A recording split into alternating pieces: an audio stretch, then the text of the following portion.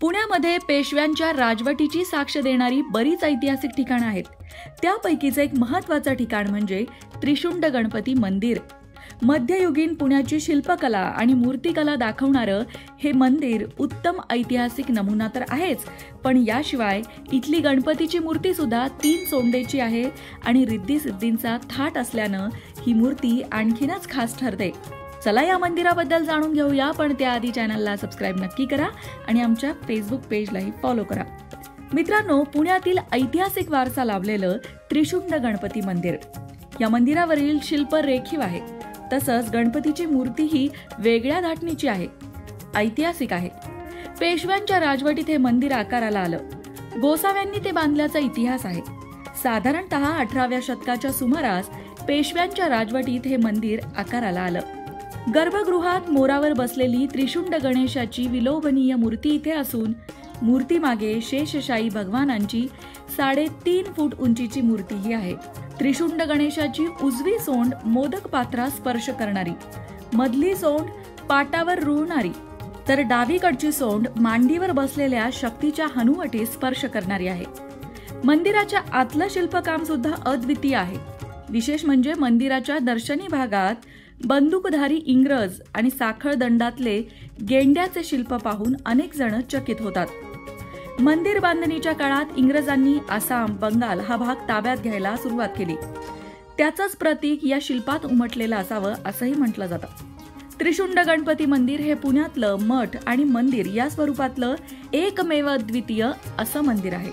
गजलक्ष्मी, तळघर, जलस्रोतांकडे जायचे मार्ग, शिलालेखातले उल्लेख, लिंगोद्भव शिल्प, आपापल्या वाहनांसह असणारे शंकर पार्वती, या सगळ्याच गोष्टी वैशिष्ट्यपूर्ण आहेत। भगवान शंकरांचे मंदिर करताना गणरायाची स्थापना कशी झाली हे माहित नाही, मात्र मूर्ती वैशिष्ट्यपूर्ण आहेत। या ठिकाणचे महत्त्व वेगळे आहे। दुर्दैवाने त्याचे लिखित पुरावे मिळत नाहीत, मात्र जवळच असणारा पुरातन नागेश्वर गोसावीपुरा पाहता त्या काळी तिथे नांदत असलेल्या समृद्ध गोसावी जे व्यापारीही होते, त्यांनी मंदिराच्या निर्मितीसाठी आर्थिक योगदान दिलेलं आहे। 18व्या शतकातला हा ठेवा आपल्यासाठी सांस्कृतिक, सामाजिक आणि राजकीय वारसा म्हणूनही मोलाचा आहे। समाधी स्थान, साधकांना साधना करण्याची विशेष सोय मंदिराच्या तळघरात असून ते कायमस्वरूपी बंद करण्यात आलंय, पण हे तळघर फक्त गुरुपौर्णिमेच्या दिवशीच भाविकांसाठी उघडण्यात येतं।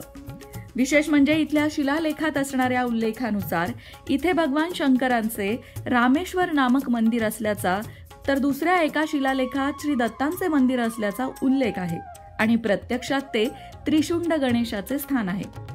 गाभाऱ्याच्या मागील बाजूस असणाऱ्या लिंगोद्भव शिल्पामुळे इथे भगवान शंकरांचे मंदिरच होणार असल्याचं लक्षात येतं, मात्र काही कारणास्तव ते राहून गेलं असावं असा अभ्यासकांचा अंदाज आहे। मग मंडळी, तुम्ही पुण्यातल्या या ऐतिहासिक त्रिशुंड गणपती मंदिराला कधी भेट दिली आहे का? या गणरायाच्या दर्शनाला तुम्ही कधी गेला आहात का? कमेंट करून नक्की सांगा। अशाच प्रकारच्या माहितीपूर्ण व्हिडिओंसाठी लोकमत भक्ती चॅनलला सबस्क्राईब करा आणि बेल आयकॉनवर सुद्धा क्लिक करा, म्हणजे आमच्या नवनवीन व्हिडिओचं नोटिफिकेशन तुम्हाला मिळत राहील।